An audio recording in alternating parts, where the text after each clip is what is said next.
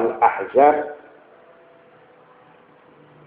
yang memerangi kepada Nabi Muhammad sallallahu alaihi wasallam, dan mereka ini yang didukung oleh kekuatan dari dalam. Kekuatan tersebut adalah Banu Quraidah. Jadi Islam ketika itu mendapatkan tantangan dari luar, diperangi oleh Al-Ahzab, lalu mendapatkan proklim dari dalam, karena Banu Quraidah yang berada di Madinah berkhianat kepada Nabi Muhammad sallallahu alaihi wasallam.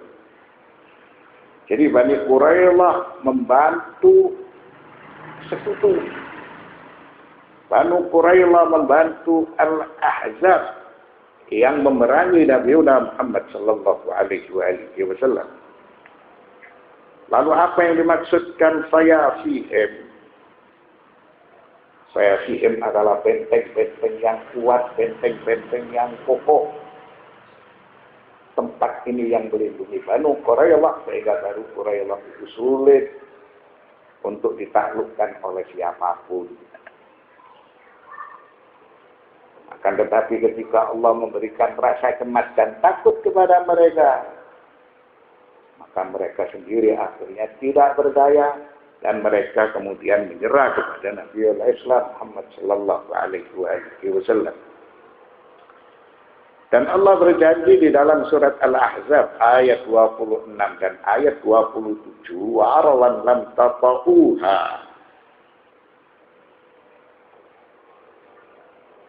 Dialah Allah subhanahu wa ta'ala yang menjanjikan kemenangan, dan dia mewariskan kepada kamu tanah-tanah, rumah-rumah, dan harta-harta benda mereka. Begitu pula tanah yang belum kamu injak. Dan dia Allah Maha Kuasa terhadap segala sesuatu. Artinya Allah menjanjikan kemenangan yang silih berganti kepada Nabi Muhammad sallallahu alaihi wasallam. Akhirnya syariat beliau dikenal oleh belahan timur dan barat. Kunna fima taqaddam inna Bani Quraidah wa hum qabilatun minal Yahud kanu yusakinuna an-nabiy sallallahu alaihi wasallam fil Madinati au bidawahiha. Kita sudah menjelaskan bahwa Banu Quraidah merupakan salah satu kabilah dari orang-orang Yahudi. Mereka berdomisili di Madinah atau dekat dengan Madinah. Jadi mereka diatur oleh pemerintahan Madinah, mengikuti aturan-aturan yang diberlakukan dalam pemerintahan Madinah. Sehingga pemerintahan Madinah sendiri memberikan pengayoman, perlindungan, dan memberikan hak-hak mereka. Ini merupakan salah satu butir perjanjian Banu Quraidah kepada pemerintahan Madinah. Bahwasanya Banu Quraidah setia. Banu Quraidah tidak mengganggu. Banu Quraidah tidak memerangi Islam dari dalam. Lalu Banu Quraidah diperlakukan oleh Nabi Islam seperti beliau memperlakukan kepada orang-orang Islam.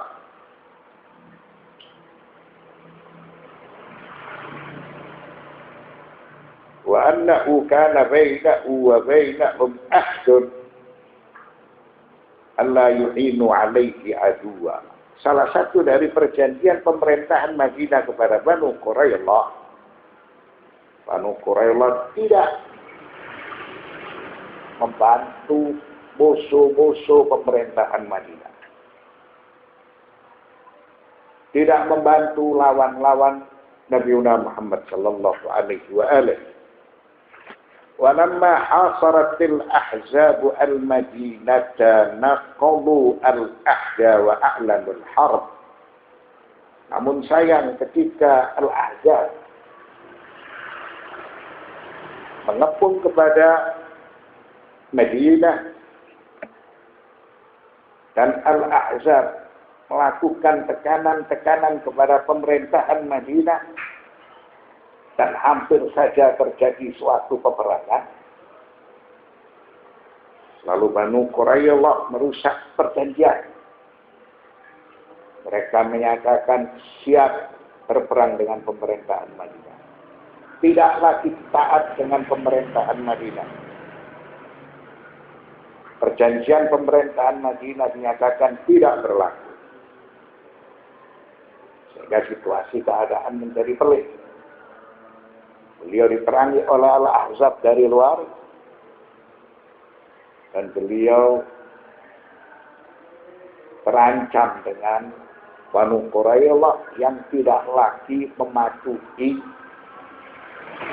persyaratan-persyaratan dengan pemerintahan Madinah atau merusak perjanjian dengan pemerintahan Madinah.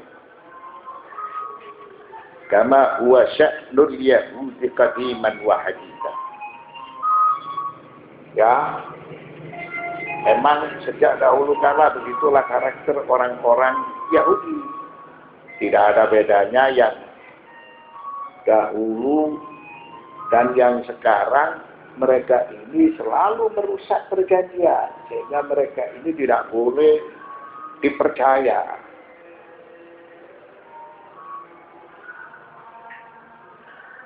Al-Hasr, kedua ayat tersebut hendak menjelaskan bahwa Banu Quraidah mereka merusak perjanjian dengan Nabi Muhammad sallallahu alaihi wasallam. Maka tentunya mereka harus diberi sanksi yang keras setelah Al-Ahzab itu diporak-porandakan oleh Nabiul Islam, setelah dikalahkan oleh orang-orang Islam. Al-Ahzab pergi menyingkir karena takut. Lalu tinggal masalah yang lebih pelik. Didapatkan musuh yang ada di dalam Madinah, yaitu Banu Quraidah merusak perjanjian dengan pemerintahan Madinah. Wa khulasatuhu lamma kafallahu al-mu'minina qital al-ahzab munadi Rasulullah bil khuruj ila Bani Quraidah.